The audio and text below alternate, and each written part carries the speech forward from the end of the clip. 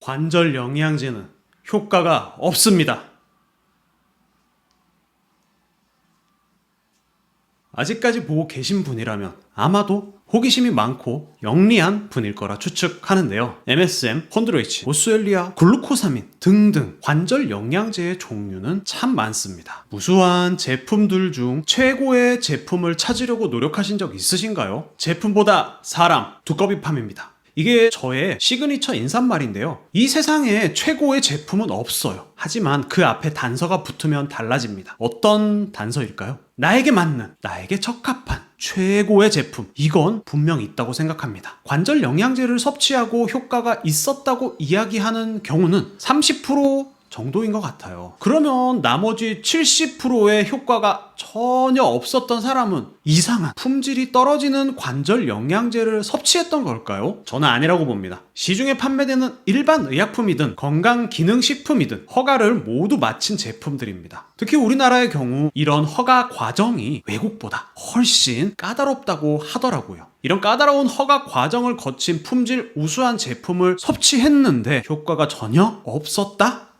분명 우리가 뭔가를 놓치고 있는 건데요. 이번 영상은 그에 대한 두꺼비팜만의 해답을 드리도록 하겠습니다. 결론은 간단한데 그 결론에 이르는 논리는 조금 어려울 수 있어요. 하지만 두꺼비팜 구독자님들은 똑똑하시니까 제가 믿고 썰을 풀어보겠습니다.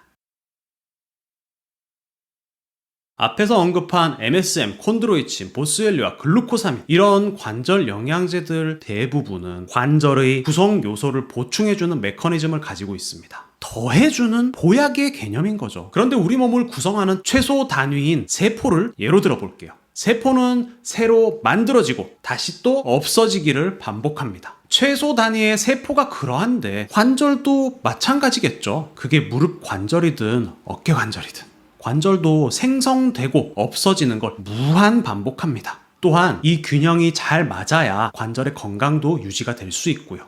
이렇게 생기고 사라지는 대사의 과정에는 필연적으로 찌꺼기가 생기기 마련입니다. 그런데 이런 찌꺼기가 말끔하게 처리되지 않고 관절 주위에 잔존하고 있다면, 그로 인해 염증이 생긴다면, 이게 바로 관절염입니다. 70%의 사람들이 관절 영양제 효과를 못 본다고 했어요. 이분들은 관절의 구성 요소를 보충하는 영양제가 필요하지 않았던 거죠. 이분들은 필연적으로 나오는 찌꺼기, 이 찌꺼기들을 어떻게 처리해야 하는지가 가장 중요한 사람들입니다. 즉, 보충을 해주는 보약이 필요한 게 아니고 없애주는 사약이 필요한 거죠. 여기서 사자는 죽을 사자가 아니고 흘려보낸다라는 의미입니다. 필요 없는 찌꺼기를 빼낸다는 의미죠. 좀 더 자세하게 살펴보겠습니다.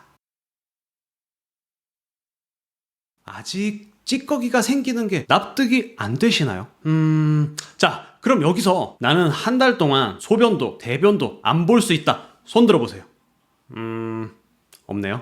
다들 자기 몸에 찌꺼기가 생기는 거 눈으로 확인하셨습니다. 여러 찌꺼기들 중 관절에 영향을 많이 미치는 두 가지를 알려드리겠습니다. 첫 번째는 어혈입니다. 한의학에서는 굉장히 중요한 개념인데요. 한의원에서 피 뽑는 사혈이 이런 개념이죠. 어혈은 생리 활성을 잃어버린 피라고 말할 수 있는데요. 이건 양의학에서 혈전이라는 피딱지 아시죠? 이 혈전으로 표현이 되기도 합니다. 하지만 어혈이 좀 더 광의의 개념입니다. 피의 입장에서 보면 어혈도 찌꺼기, 불순물인 거죠. 과도한 스트레스를 오랜 시간 받거나 좋지 못한 식습관 등으로 생길 수 있는 게 어혈입니다. 물론 나이가 들면서 노화죠, 노화. 어쩔 수 없이 생기기도 하고요. 이 어혈은 관절뿐 아니라 혈관이 있는 어디든 문제를 발생시킬 수 있는데요.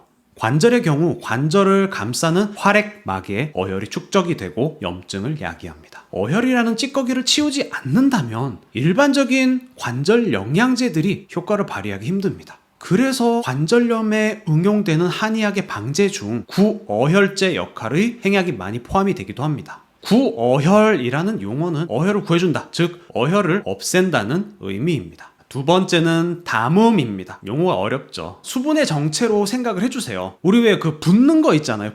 부종은 물이 한쪽으로 쏠려서 붓는 거잖아요. 그런데 무릎 관절에 자꾸 물 차고 붓는다고 보충을 해주는 관절 영양제 성분을 계속 섭취하면 되나요? 그냥 직관적으로도 뭔가 앞뒤가 안 맞잖아요. 이렇게 물이 정체가 된다는 이야기는 순환이 안 된다는 이야기와 같은 말입니다. 그런데 이런 물의 정체, 담음이 머리로 가면 어지러움이 생길 수 있어요. 어지럽다고 다 빈혈이 아닐 수 있다는 거죠. 물의 정체를 해결하기 위해서는 양의학에서는 이뇨제를 쓰게 됩니다. 강제로 소변으로 물을 빼게 되죠. 그런데 한의학에서는 이 담음이 어디에서 주로 증상을 나타내는지, 담음의 발생 원인은 무엇인지 등등에 따라 각각 다른 방제를 사용한답니다. 지금까지 이야기 한번 정리를 해보겠습니다. 관절 영양제가 전혀 효과가 없었던 분들은 관절의 구성 요소를 채우기 전에 찌꺼기 먼저 제거해야 한다고 말씀드렸어요. 그 대표적인 찌꺼기로 어혈과 담음을 말씀드렸고요. 해결 방법도 알아보았습니다. 이번에는 이런 찌꺼기가 잘 생기는 사람들의 특징, 그 특징들에 대해 알아보겠습니다. 두꺼비팜 간편 체질 분류로 보면 소, 대 체질, 그리고 사상의학으로 나누면 태음인, 찌꺼기가 잘 생긴다고 말할 수 있어요. 소, 대 체질은 적게 먹지만 몸집이 상대적으로 큰 사람을 말합니다. 적게 먹는다는 이야기는 소화 기능이 떨어졌다는 뜻이고요. 몸이 큰 건 이 영양분의 고른 흡수가 되지 않고 담음이 많음을 의미합니다. 무릎 아프다는 분들 가만 보면 소화가 안 되는 분들이 많아요. 한번 물어보세요. 무릎 아프다고 하는 분들 소화 잘 되는지. 무릎 아프다, 무릎 관절 영양제 추천해 달라 하면서 상담을 청해 오시는 분들에게 꼭 물어보는 게 있어요. 소화는 잘 되시나요? 99% 이상은 소화 안 된다고 대답을 하십니다. 정확한 데이터는 없어요. 그냥 제 경험상, 느낌상. 그리고 또 하나, 머리가 무겁다 혹은 막 어지럽다 이런 표현도 같이 하세요. 이야기가 다시 복잡해지는데 정리할게요. 찌꺼기가 많은 사람들의 특징은 이렇습니다. 평소에 소화가 잘 안 되고 더부룩하고 가스도 잘 차고요. 무릎 자주 붓고 머리가 무겁고 어지럽습니다. 집중도 잘 안 되고 멍하죠. 손도 잘 붓고 저림 증상도 나타납니다. 어떤가요? 그동안 왜 관절 영양제가 효과 없었는지 감이 오시죠? 제품보다 사람, 두꺼비팜이었습니다. 좋아요와 구독 눌러주시면 무병장수합니다. 감사합니다.